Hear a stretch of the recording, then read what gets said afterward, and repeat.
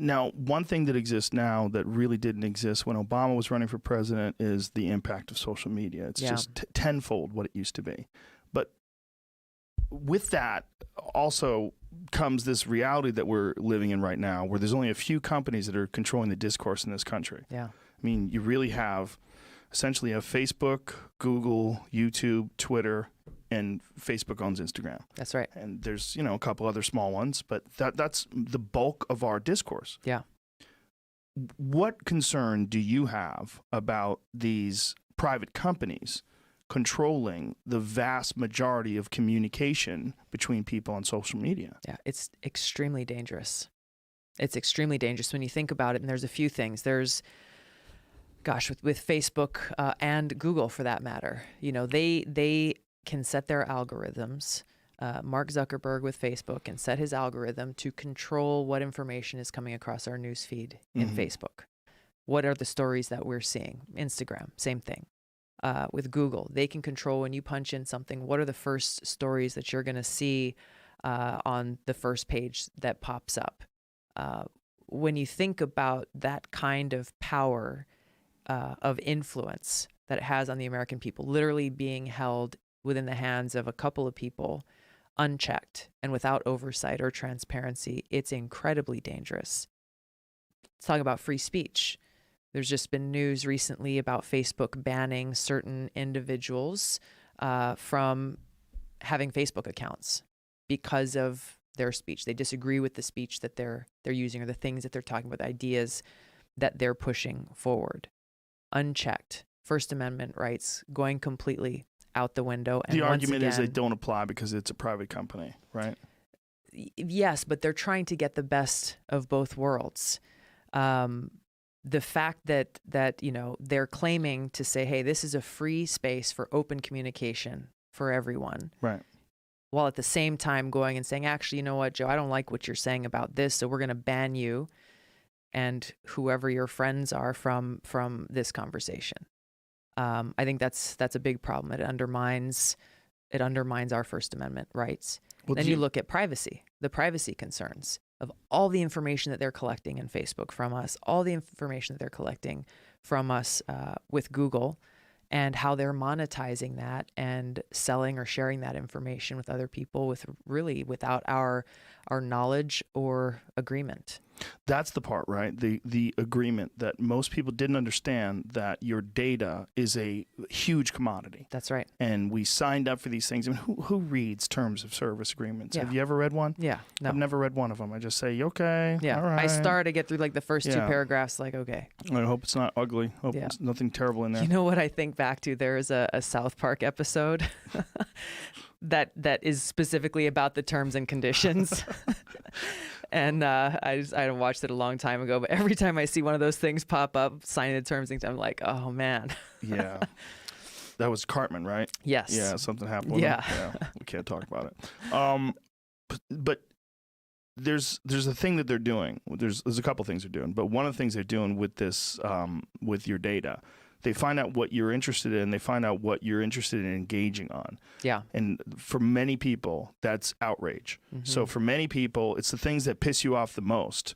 Like if you have a real problem with Catholic priests getting away with having sex with little boys, you will think that that's happening every minute of every day all across the world because it's going to be in your news feed constantly because they know that's what makes you engage. Right. So your algorithm, the algorithm is your feed is going to be very different than my feed. Yeah. Because I engage on different things than you do. Yeah. And the problem with that is even if they're not calculating, if it's not on purpose, they're not trying to get people outraged. It's not like they're trying to rabble-rouse.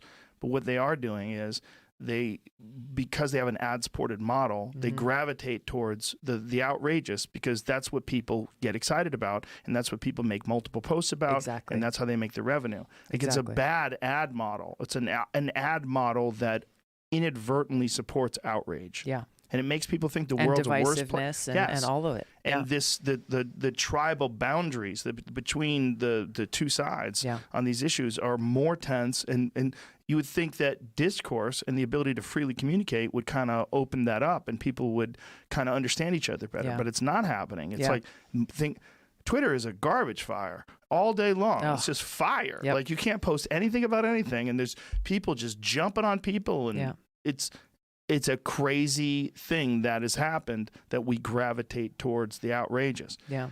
I don't think that should be rewarded financially. I think that's not, if this is just what people go to organically, that's one thing.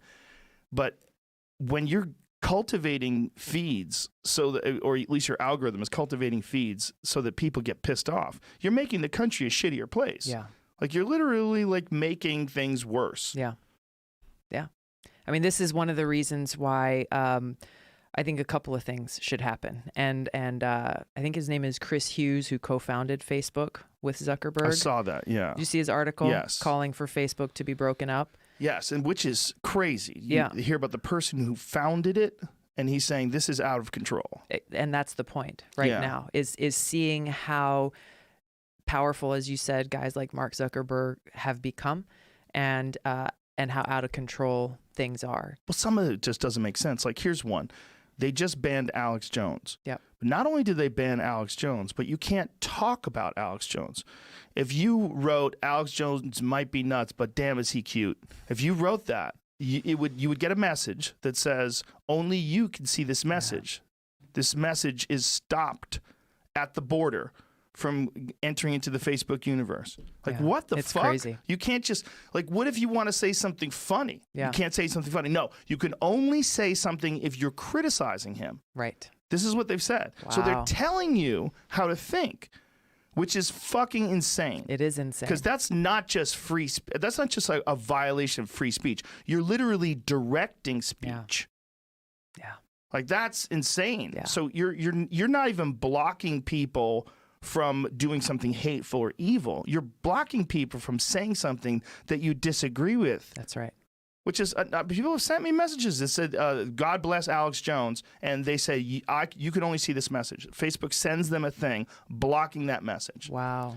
That's fucking crazy. Yeah. Like, the idea that you think you can do that, that is nuts. Yeah. I mean, being able to ban anyone arbitrarily without any, just violated terms of service. There you go. What does that mean? Yep. Okay, be specific. Yep. And how come? I mean, they took a bunch of people out, right? Like Louis Farrakhan was one, Alex Jones, Paul Joseph Watson was like, what did that guy ever do? I mean, people don't agree with him. Like, I think what's happening is there was some serious concern that Facebook was used to influence the last election, whether against their knowledge or in a way where they were negligent about the type of filtering they use that stops people from posting propaganda, and particularly stops these things like the IRA, the Internet Research Agency in Russia, that literally creates thousands of profiles and pages, and they'll have a Black Lives Matter page that's just designed to fuck with cops, and then they'll have a pro-cop page that's just designed to fuck with Black Lives Matter.